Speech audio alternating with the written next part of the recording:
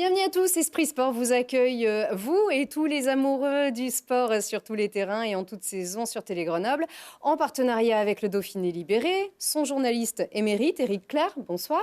Bonsoir Lucille. Son voisin de la rédaction de Télé Grenoble, Mathias Arès, bonsoir Mathias. Bonsoir Lucille. Et des championnes de France, mesdames et messieurs, championnes de France de National 1 féminine, les basketteuses de la Tronche-Mélan qui montent en Ligue 2. Messieurs, dames, félicitations.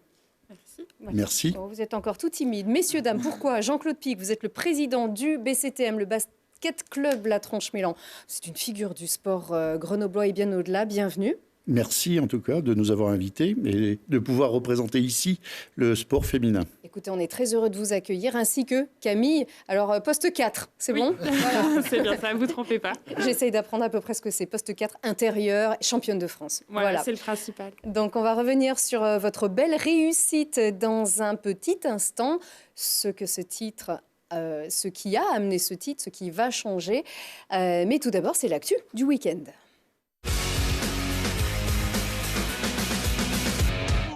Les pieds dans l'eau, Pipé bénit Vaudepolz, vainqueur sur la ligne au terme d'une montée inédite de 22 km jusqu'au Settlo. Il s'est imposé devant Jakob Fuglsang qui, le lendemain à Champéry en Suisse, remporte le critérium du Dauphiné. Le Danois discret se place avant le tour et confirme son excellente saison.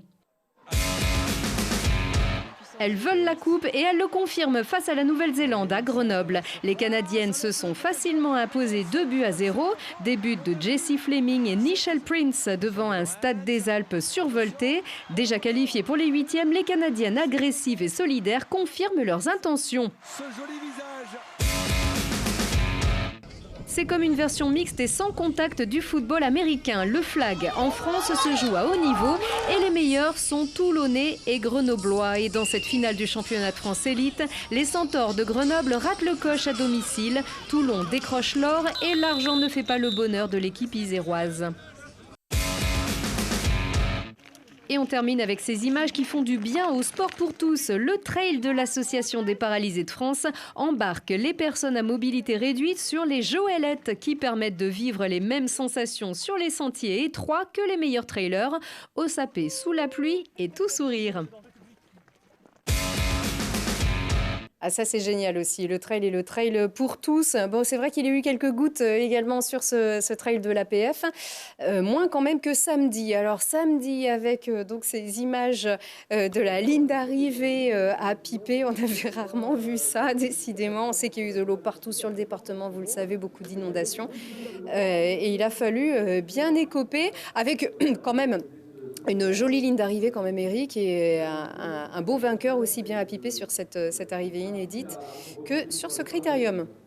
Oui, alors effectivement, c'était une étape un peu à la fois inédite et atypique, et très arrosée en tout cas. Mais en plus, les coureurs n'ont pas eu de chance. C'était l'étape la plus difficile, la plus longue, qui réservait beaucoup d'obstacles, beaucoup d'écueils pour les coureurs.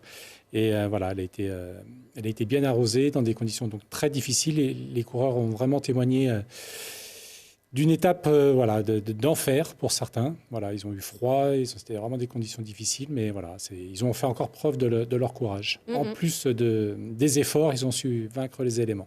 Tout à fait, avec donc un bien beau vainqueur, Jakob, parce que j'écorche son nom. Voilà, comment il... C'est ça. Voilà, c'est ça. Et qui après le retrait de Christopher Froome sur cette grave blessure, donc peut aussi avoir sa chance sur le Tour. Oui, il a signé son deuxième succès là, après 2017. Il s'était déjà imposé sur le critérium. Il a confirmé vraiment tout le potentiel qu'il a. Ça sera un coureur dont il faudra tenir compte dans les années qui suivent. Ouais. Voilà, il a gagné notamment Liège-Bastogne-Liège aussi. Il y en a très peu qui ont pu gagner à la fois cette course et le critérium du Dauphiné. Donc à suivre, on suivra bien sûr aussi Romain Bardet qui a fait quand même un joli critérium aussi. Voilà. Allez, tout de suite, on va parler rugby avec le chiffre.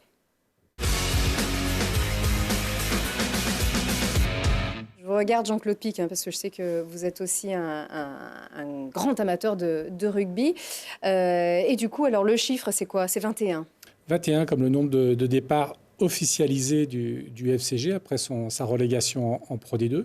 Alors c'est un chiffre à la fois important, mais qui n'est pas étonnant dans le sens où voilà, quand il y a relégation, c'est toujours un peu le lot de ces équipes de de connaître beaucoup de départs. Mais c'est des gros alors? C'est des gros départs?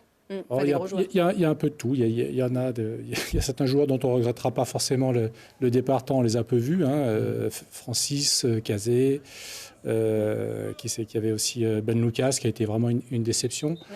D'autres qu'on regrette déjà, comme Mike Tadger, comme Loïc Godner, comme Vizinha.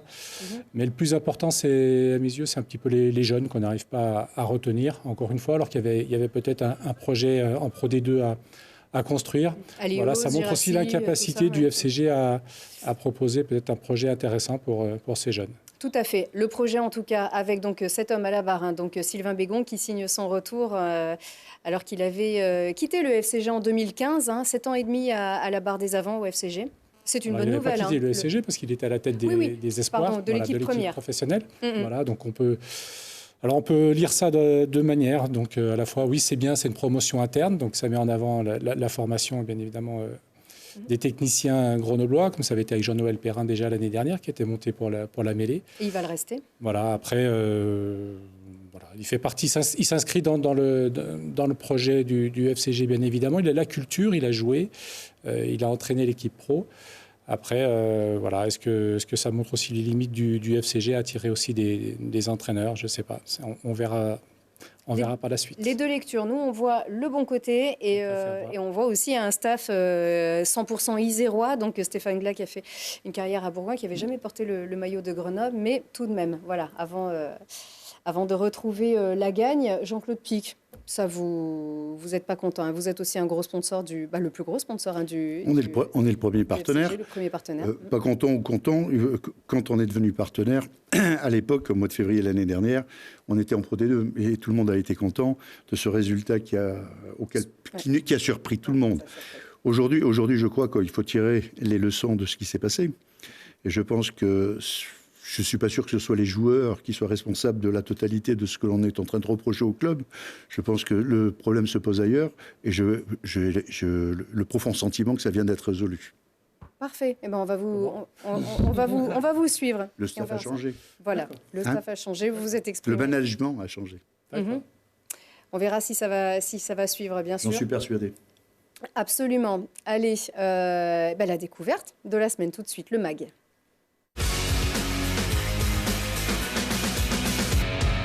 Et Mathias, en ce premier jour du baccalauréat, tu ne vas non pas plancher sur la philo, mais tu nous amènes sur les bancs de l'école. Oui, et pas n'importe quelle école, l'école des champions, une école où aurait pu être professeur mon voisin. Dans une école de management qu'on connaît bien à Grenoble, c'est GEM, qui a une promotion totalement dédiée aux sportifs de haut niveau, qui arrivent à concilier leur vie de sportif avec les études, et on voulait aller jeter un petit coup d'œil. Et tu les as rencontrés ce matin même. Du hockey, du rugby, du ski, de la perche, tous les sports ou presque sont représentés dans la promotion de 160 sportifs de haut niveau à l'école de management de Grenoble. Un parcours aménagé qui permet à ces étudiants, un peu spéciaux, de se préparer à toutes les éventualités de la vie. C'est important d'avoir un plan B pour pouvoir, au cas où, survivre au final, pour pouvoir avoir une vie normale, quoi qu'il arrive, et même si jamais la carrière se passe bien, pour, en après-carrière, faire quelque chose d'intéressant de sa vie. Avant de penser à l'après-carrière, il n'est pas toujours facile de concilier des entraînements, des rassemblements fédéraux et des compétitions avec des révisions ou des partiels. Deux mondes où la persévérance, l'ambition et la régularité cohabitent et se nourrissent. C'est sur la dimension environnementale que c'est différent, en termes d'ambiance, en termes de... Travailler sur un terrain ou travailler sur son bureau, c'est complètement différent. Après, c'est avant tout une question de volonté et une question de rythme. Une fois qu'on a pris le rythme, après, c'est vrai que c'est beaucoup plus simple. Le rythme que propose l'Institut Sport et Management, justement, est très flexible. Je suis content de vous avoir tous ici. Et pas derrière un écran. Une caractéristique souhaitée il y a 12 ans lors du lancement des filières pour recruter large. L'intérêt de ce modèle-là, c'est évidemment à un moment donné pour un sportif d'être à un instant T au moment du recrutement, mais de ne pas avoir de limite en changement de club, en changeant de pays, en changeant de ce que l'on veut, et puis aussi d'être éventuellement appelé sur des compétitions de très haut niveau du jour au lendemain, comme ça nous est arrivé parfois, et à charge pour nous de nous adapter.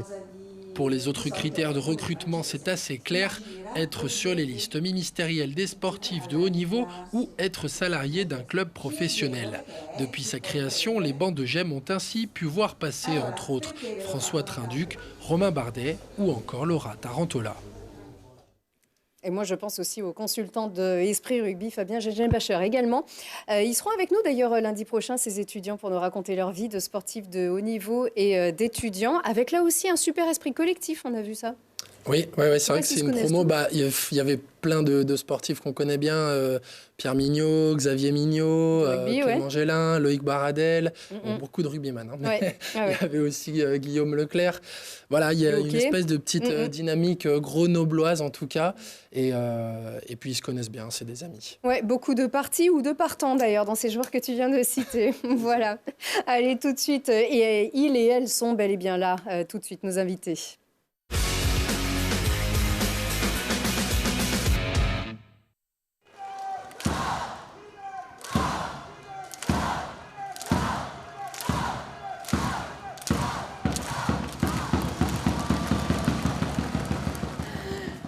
Ouh, ça y est, nous aussi, on lève les bras. On est à 100% supporters du BCTM ici aujourd'hui pour célébrer cette belle victoire. Donc, ce titre de championne de France de National 1 féminine et cette montée donc en Ligue 2, un super succès. Bravo encore à vous.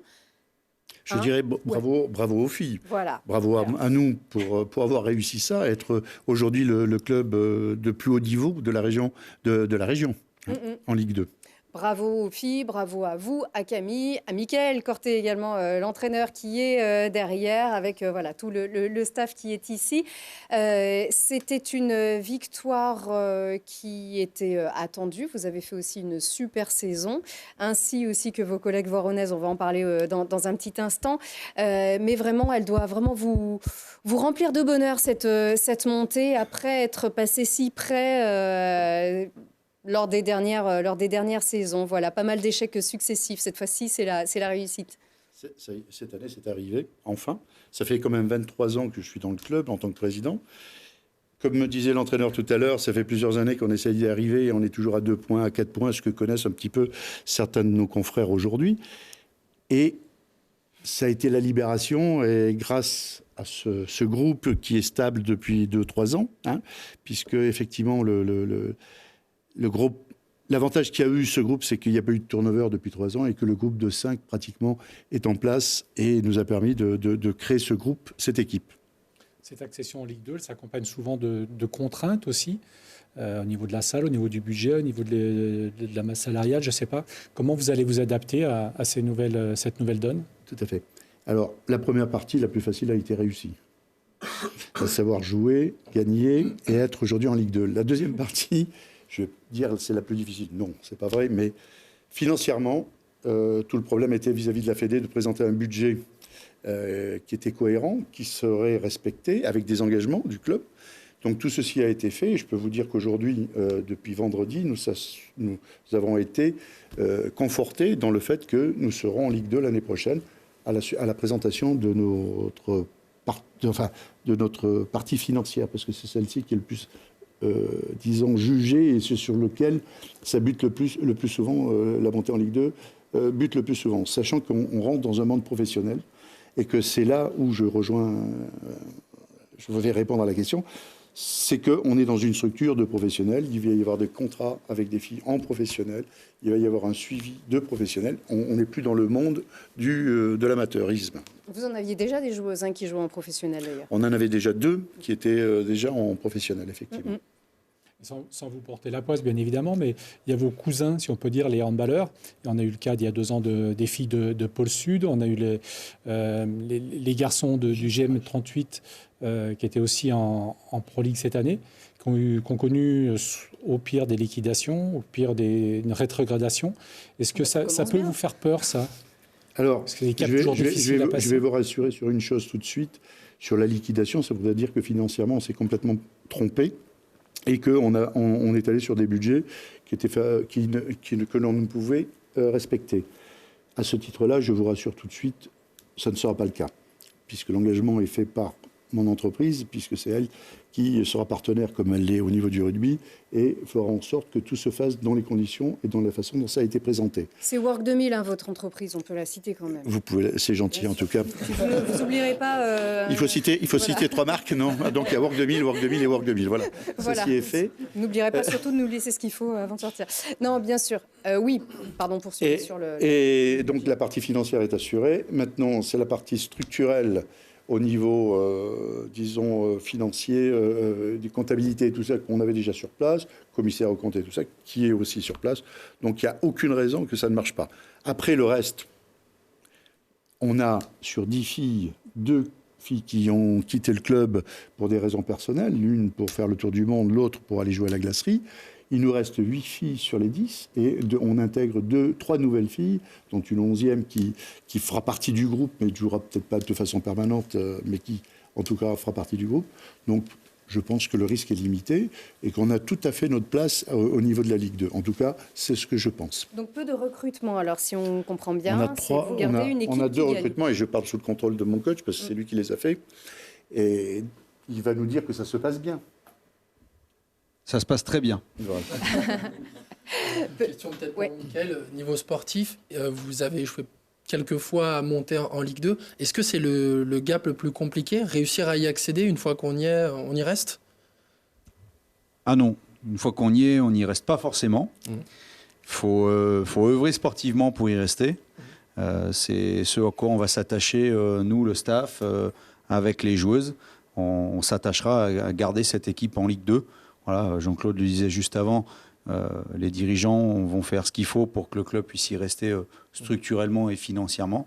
Après, c'est à nous de répondre sur le terrain pour que l'équipe, elle y reste aussi. Est-ce que le plus compliqué, c'était quand même pas de se sortir de cette Nationale 1 qui a un niveau très, très homogène? C'est vrai que la N1, que je connais que depuis 3 ans, moi, je l'ai trouvé vraiment compliqué. On en avait parlé sur ce même plateau il y a quelques temps. Où voilà, sortir, déjà aller en play-off c'est compliqué et après être en play-off, sortir de ces play-offs c'est aussi difficile. On en est bien les premiers témoins parce que ça faisait 2 saisons qu'on était à peine 2 marches de montée et puis on n'y était pas arrivé. Et cette année voilà, on a eu l'équipe, on a eu les ressources. Je pense que les 2 saisons précédentes nous ont aidés dans cette quête de la montée. Voilà, je pense qu'on avait constitué une équipe qui était faite pour y arriver. Et voilà, bravo elle y est arrivée. Camille, qu'est-ce que ça va changer pour vous? Une nouvelle équipe quand même, on reçoit 2 joueuses, on accueille 2 joueuses, donc ça va forcément, le groupe va changer aussi. On accueille aussi un nouvel assistant coach, donc ça fait partie de l'environnement de l'équipe. Ce qui va changer, ça va être des déplacements différents, de nouvelles joueuses que l'on va rencontrer. De nouvelles salles. Donc finalement, pas mal de choses vont changer. Une nouvelle pression aussi? Nouvelle pression. Vous passez quand même dans un... voilà, vous allez jouer un ton au-dessus aussi. Oui, c'est vrai, mais on va se préparer pour. Nouvelle pression, pas forcément, mais une pression différente, on va dire. Voilà, c'est un nouveau challenge pour l'équipe, pour le club. Et on est toutes prêtes, on espère être prêtes à le relever. Au niveau des infrastructures, aussi, on parlait sur la salle. Est-ce qu'il y a des contraintes aussi? Alors, au niveau de la salle, on sera au Charlet. Ouais. C'est un beau gymnase. C'est un beau gymnase. Ah, c'est un très, très beau gymnase. Ouais. Il fait partie des plus beaux gymnases de la région. Les modifications qu'il va y avoir dans l'année qui vient, puisqu'on aura certainement une année pour réaliser les obligations, c'est le panneau d'affichage en priorité. Sinon, à part ça, la salle est à peu près en conformité. Très bien. Et alors, un petit mot aussi, vous aurez une adversaire.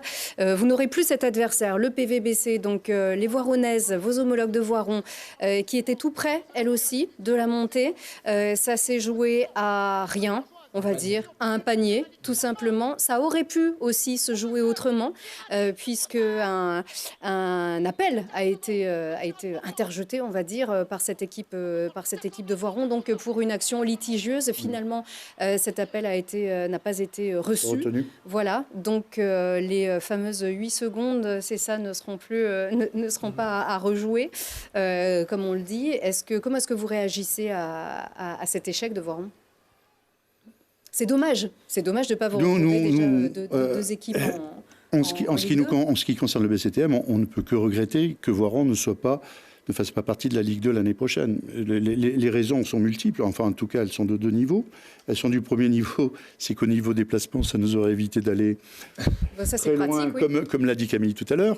Ça c'est la première des choses, ce qui n'est pas négligeable non plus. Et la deuxième des choses, c'est que quand deux clubs jouent l'une contre l'autre de la même région, ça fait une belle émulation. Une belle émulation, ça fait un derby, et on sait tous que dans des derbys, tout le monde y gagne quelque chose. Hein. Donc nous, ce qui nous intéresse, enfin moi, Jean-Claude Pic, au niveau, c'est que les salles soient pleines, qu'il y ait de l'ambiance, qu'il y ait du bruit. Donc voilà, ce que l'on peut regretter, c'est ça. Nous regrettons ça. Voilà. C'est une rivalité qui vous a porté sportivement cette saison ? Mais je pense qu'on ne peut pas parler, il faut éviter de parler de rivalité. Parce que tous les clubs sont des adversaires. Ce n'est pas parce que c'est Voiron que c'est un adversaire différent. Donc, moralité, enfin, si vous me permettez, Voiron fait partie de tous les clubs qu'on a rencontrés. On a joué contre eux de la même façon qu'eux ont joué contre les autres, c'est tout. Et ça ne peut pas aller en être autrement. Et vous leur souhaitez bien sûr cette réussite Je leur souhaite de pouvoir monter rapidement en Ligue 2 de façon à ce qu'on les rencontre à nouveau. Est-ce qu'il y avait la place pour deux équipes de Ligue 2 dans le paysage du basket sud-isérois ? Alors vous me posez une question auquel je ne saurais répondre. Je pense qu'il y avait la place au niveau du jeu, au niveau après, être trop près, ce que ça comporte, ce que ça ne comporte pas, j'en sais rien. Ce que je peux vous dire, c'est que notre volonté, c'est de développer le sport féminin sur la vallée de Grenoble au Grésivaudan. Et Dieu sait que c'est grand, c'est long. Et eux avaient une volonté, c'est de développer sur Voiron. Donc à partir de là, on était comme si on allait à Strasbourg, comme si on allait à Lyon, et voilà.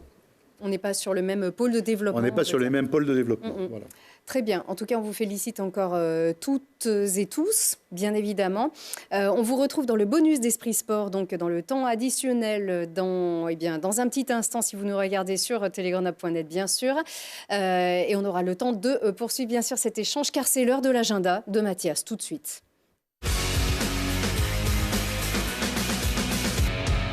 Ce mardi 18, dernière journée des phases de poule de cette Coupe du Monde 2019 à Grenoble. La Jamaïque revient et elle affrontera cette fois l'Australie. Ça se passe à 21h au Stade des Alpes.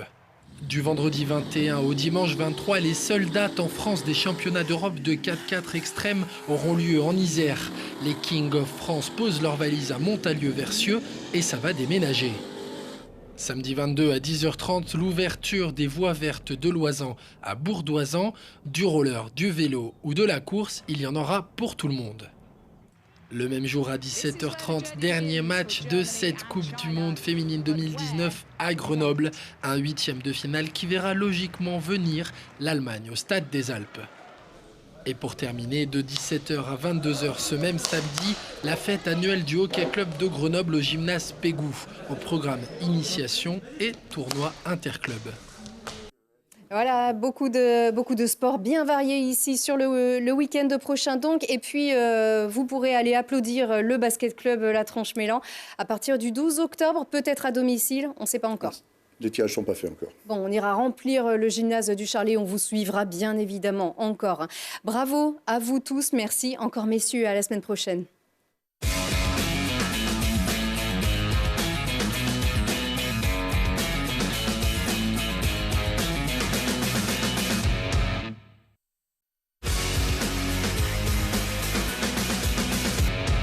Le temps additionnel d'Esprit Sport avec les championnes de France de National 1 féminine de basket qui donc monte en Ligue 2. Bravo encore, mesdames, messieurs. Le président Jean-Claude Pic, merci encore d'être avec nous, avec Éric Clair du Dauphiné Libéré et Mathias Arez, notre journaliste de la rédaction de Télé Grenoble, qui donc se souvient bien que le 4 mars dernier, nous avions reçu déjà votre équipe qui s'était déplacée en force juste avant le derby contre Voiron. Voiron qui était là aussi. C'est ça, on a voulu regarder dans le rétro, puisque évidemment on avait évoqué avec vous déjà la possibilité d'une montée. Alors, on va regarder tout de suite un extrait, on réagira tout de suite après.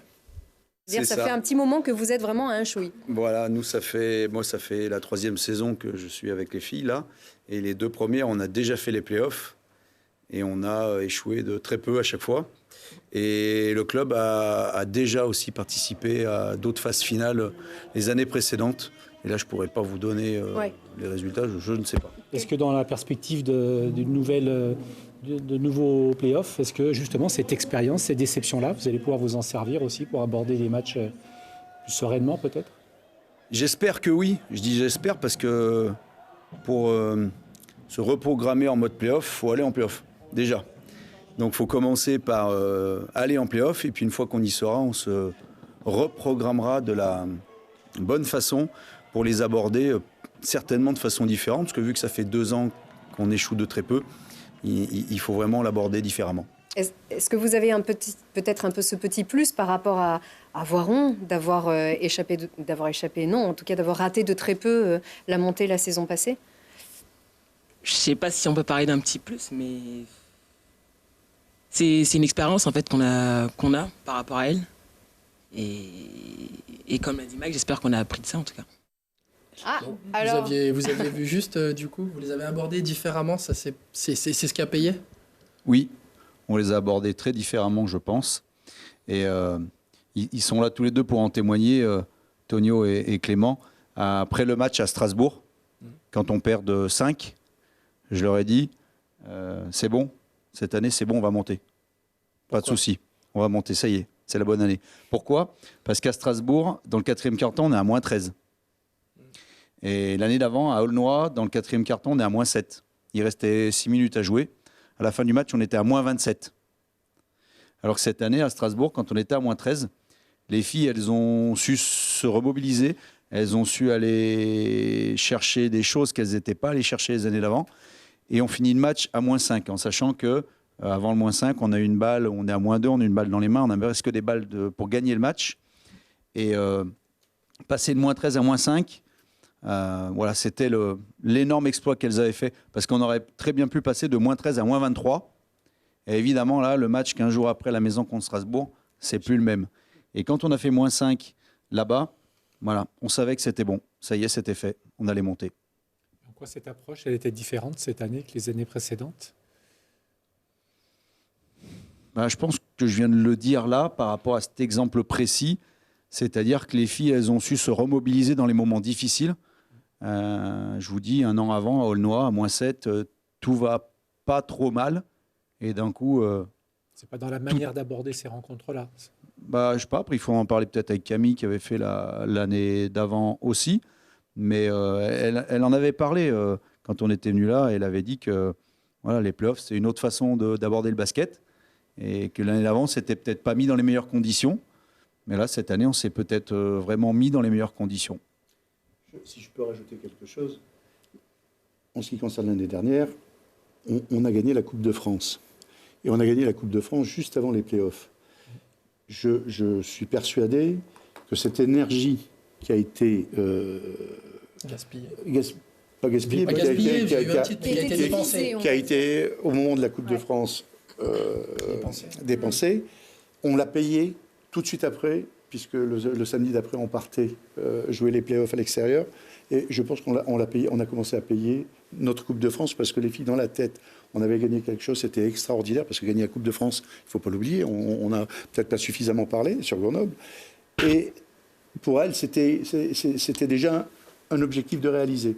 Le deuxième a été beaucoup plus difficile et il s'est passé ce qu'on vient de vous expliquer. Cette année, je ne dirais pas qu'on n'a pas privilégié la Coupe de France. La Coupe de France n'était pas notre objectif principal. L'objectif principal était effectivement et restait d'être concentré sur la Ligue 2.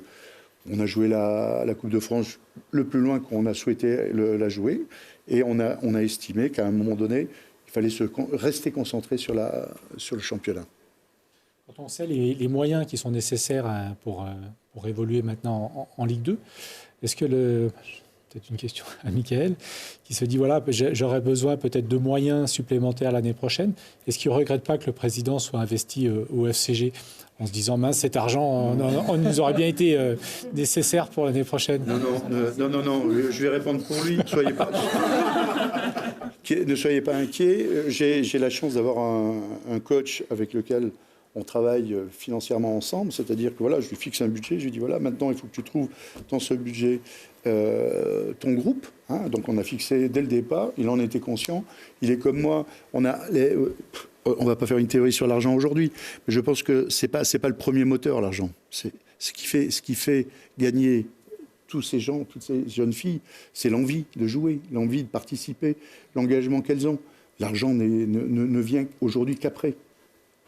Maintenant, on devient professionnel, on n'aura pas le même discours l'année prochaine.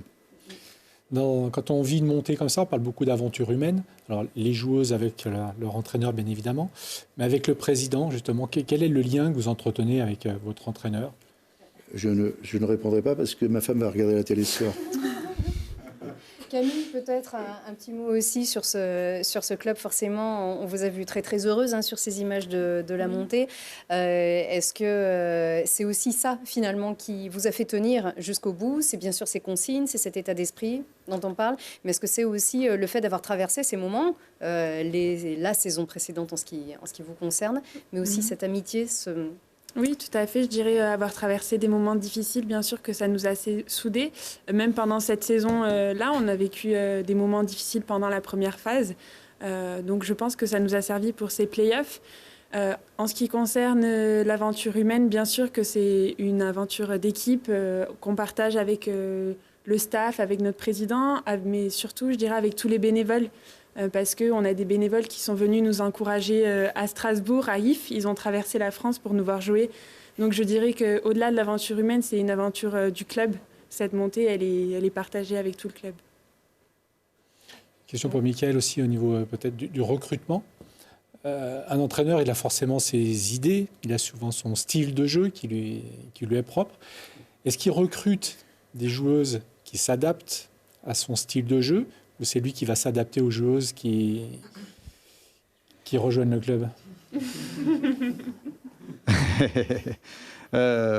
Alors cette année, c'est un petit peu différent par rapport aux autres années, dans le sens où pour recruter à partir du 25 mai, soir où on monte, c'est vraiment compliqué, en sachant qu'on avait essayé de recruter tout au long des playoffs, mais le discours des joueuses était toujours le même, c'est-à-dire si vous n'êtes pas en Ligue 2, on n'est pas sûr, et plus les semaines passaient, plus elles signaient dans les clubs en Ligue 2 qui étaient déjà présents dans la division. Et donc tout naturellement, au bout d'un moment, on s'est dit que la chose la plus simple et la meilleure pour le groupe serait de garder maximum de joueuses, de compléter ce qu'on savait qui allait nous manquer. Héloïse qui partait, Léna qui partait, donc recruter 2 joueuses à leur place. Et pour finir de répondre à la deuxième question, 2 joueuses qui, je pense, s'imprégneront pleinement de l'identité de l'équipe. Je pense que les 2 joueuses qu'on a intégrées vont vraiment répondre complètement à nos attentes humaines en 1 et collectives en 2. C'est un pari risqué de ne pas trop toucher à l'effectif? Oui et non. Alors, la moitié des coachs de Ligue 2 te disent que oui et l'autre moitié te dit que non. En sachant que beaucoup te disent, de toute façon, à partir du moment où tu veux démarrer à recruter le 25 mai en Ligue 2, il n'y a plus de joueuses, comment le dire, sur le marché, politiquement correct, plus de joueuses de bon niveau. Disponibles. Voilà. Donc, je ne pense pas que ce soit un pari risqué. Aujourd'hui, on connaît nos joueuses, on sait ce qu'on peut leur faire faire, ce qu'on ne peut pas leur faire faire.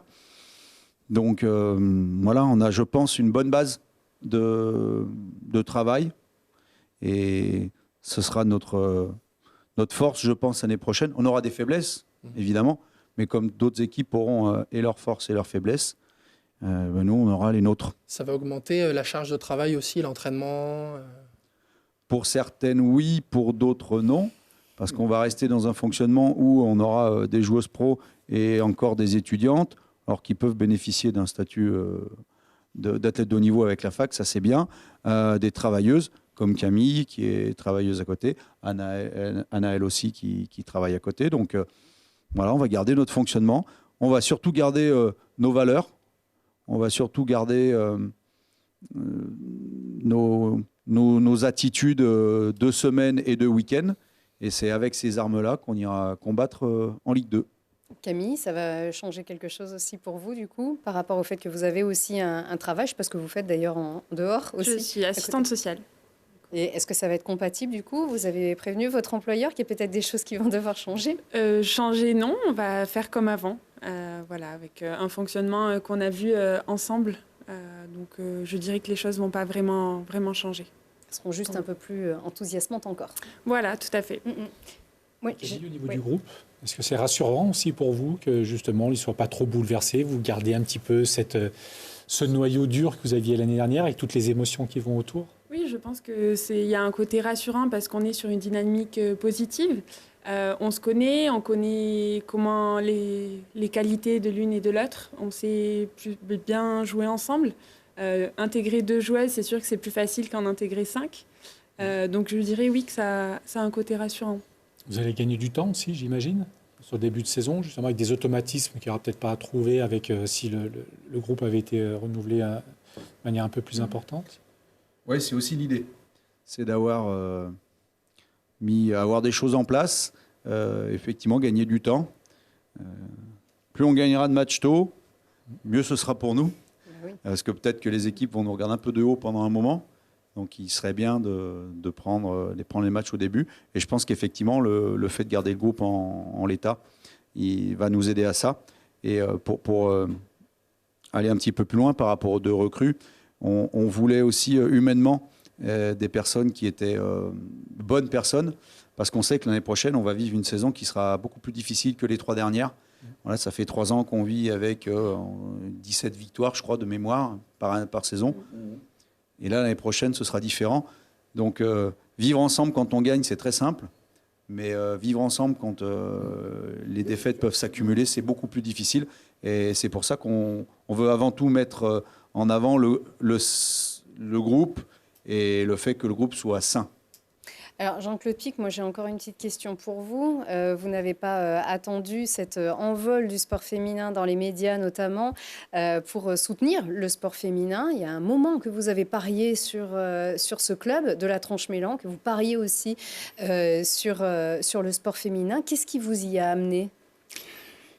Ce qui m'y a amené, c'est ma fille, qui à l'âge de 8 ans, il y a maintenant quelques années, m'a entraîné dans des stades. Hein. Et comme il fallait, à un moment donné, je trouvais un président, et comme par hasard, j'ai levé la main. Et puis voilà, depuis 23 ans, 24 ans, j'y suis resté et je continue. Je m'y suis plus, je m'y plais, je m'y suis plus, je m'y plais. Et je trouve que c'est un réel bonheur, à mon âge, d'avoir ce groupe qui me fait monter l'adrénaline régulièrement tous les week-ends et qui me permet certainement d'avoir l'état d'esprit dans lequel je suis et de rester jeune grâce à elle. Vous suivez la Coupe du Monde féminine de foot aussi? Oh oui, oui. Oh que oui, tous les soirs. Donc on suppose que vous êtes très Enfin, content tous les soirs, aussi de cet engouement aussi. Je suis content d'une chose, c'est de voir que le foot en filles démarre bien et d'un beau niveau. Je suis content de voir les Amazones, parce que tout à l'heure on parlait du rugby, on n'a pas parlé des Amazones, qui en rugby, on a une belle équipe aussi à Grenoble. Donc je suis heureux de voir que la presse, si vous me permettez, au niveau du DL, de voir que vous intéressez à des clubs qui ne sont pas forcément toujours des clubs professionnels et d'avoir amené petit à petit cette connaissance de toutes ces jeunes filles qui font du sport les week-ends et qui sont contentes de se voir sur un journal, de voir leurs résultats. Vous avez été tenté d'accompagner aussi l'essor des footballeuses grenobloises? Il faut savoir, il faut connaître ses limites. Hein. Connaissant les miennes, ce que j'accompagne, c'est déjà très très bien. Voilà. Et il faut bien le faire surtout. Le FCG avec l'ensemble du club, hein, bien sûr. Donc, on rappelle, vous êtes le premier sponsor, le premier partenaire. Très bien. Eh bien, on vous souhaite un beau maintien, voire plus, bien sûr. Et merci encore à vous tous d'être venus. Et encore un grand bravo pour votre titre. Alors, on précise... On est championne de France. Vous êtes championne de France, mais on ne peut pas donc brandir de trophée ici sur ce plateau, car il est vrai que la procédure de Voiron qui malheureusement a échoué pour Voiron bien sûr, mais a retardé peut-être cette confirmation voilà, de votre titre, puisque peut-être que les choses auraient pu changer. Merci encore à vous aussi, messieurs Mathias et Eric, et à vous, à très vite. Merci.